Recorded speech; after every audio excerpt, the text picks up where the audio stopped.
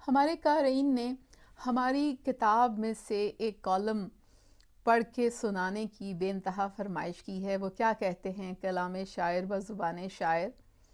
تو مضمون حاضر ہے، ہنسی اور پھنسی۔ ہنسنا، دل کھول کے ہنسنا اور جی بھر کے ہنسنا، بچپن سے ہی بہت مرغوب۔ ابا ہنستے دیکھ کے مسکرا دیتے، اماں ہنس پڑتی، اور پھر بھی ہنسی قابو میں نہ آتی تو کہتی لڑکی ہے یہ پیسے میں آپ ہی آپ۔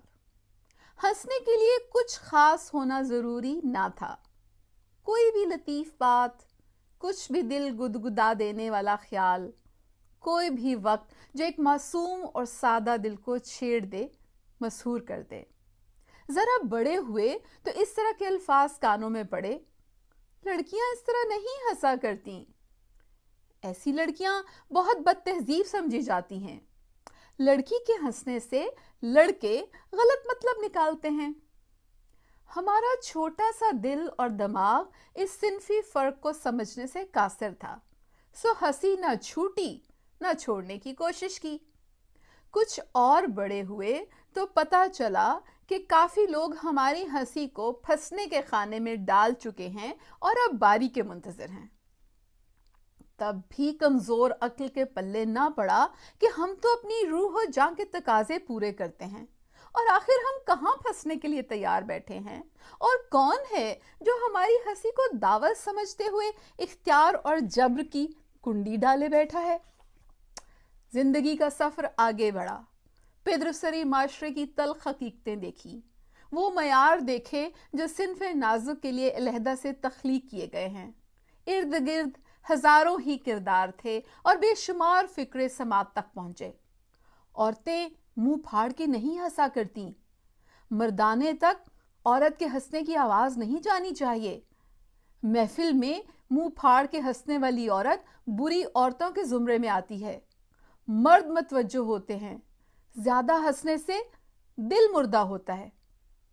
چونکہ ڈاکٹر تھے اور بہت سی سائنس پڑھ رکھی تھی، سو اب یہ سمجھنے سے قاصر تھے کہ کھل کے ہنسنے سے تو بہت سی آکسیجن جسم میں جا کر دل و دماغ کو فرحت بخشتی ہے، اس سے دل کیسے مردہ ہوگا؟ رہی مردوں کے کانوں تک عورت کی ہنسی پہنچنے کی بات، تو اس حقیقت کو سمجھنے سے بھی آری تھے کہ موسیقی بھری مترنم ہنسی تھی یا کلاشنکوف کی گولی جو مارے دیتی تھی، اور آخر ہنسی جیسی بے ضرر چیز سے مردانگی کے جذبے پہ کہاں ضرب پڑتی تھی؟ آج جب زندگی کی بہت منزلیں طے ہو چکی، وقت بہت سے راز اشکار کر چکا، اب دل چاہتا ہے کہ ہنسی اور پھنسی کی تشریح کروں اور دریافت کروں کہ عورت کو اتنا ارزاں کیوں سمجھا جاتا ہے۔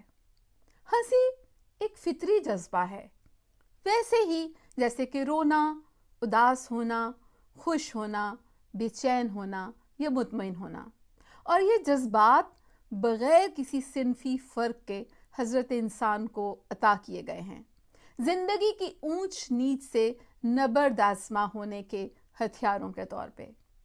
ان جذبوں کا اظہار انتہائی فطری ہے، اور اپنی شخصیت اور ماحول کے مطابق مرد و عورت اس سے زندگی کا سفر آگے بڑھاتے ہیں۔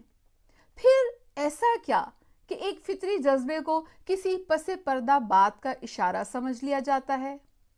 جو بات کہی نہیں گئی، سمجھی نہیں گئی، کس کی عقل سلیم پہلے بچی اور پھر عورت کی معصوم اور فطری بے ساختگی پہ شکوک کے پہرے بٹھا دیتی ہے؟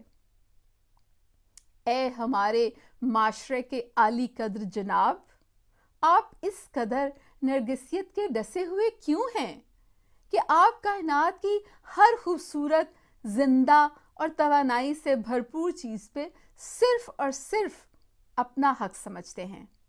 آپ کی انا یہ تسلیم کیوں نہیں کرتی کہ زندگی کی خوبصورتی کو محسوس کرنے کے لیے کسی اور کے پاس بھی وہی احساسات، جذبات، حسیات، توانائی اور صلاحیت موجود ہے جو حضور والا آپ کے پاس ہے؟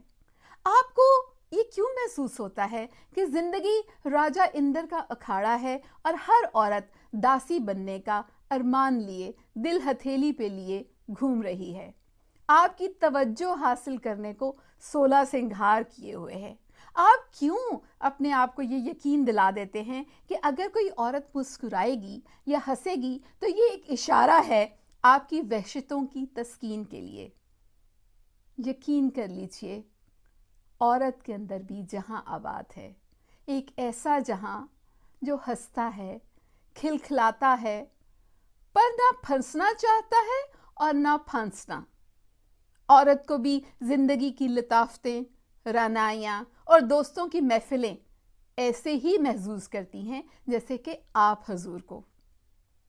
وہ بھی زندگی کی کٹھنائیوں اور اونچے نیچے راستوں میں بکھری ہوئی سانس کو ویسے ہی بحال کرنا چاہتی ہے جیسے کہ آپ اعلیٰ حضرت۔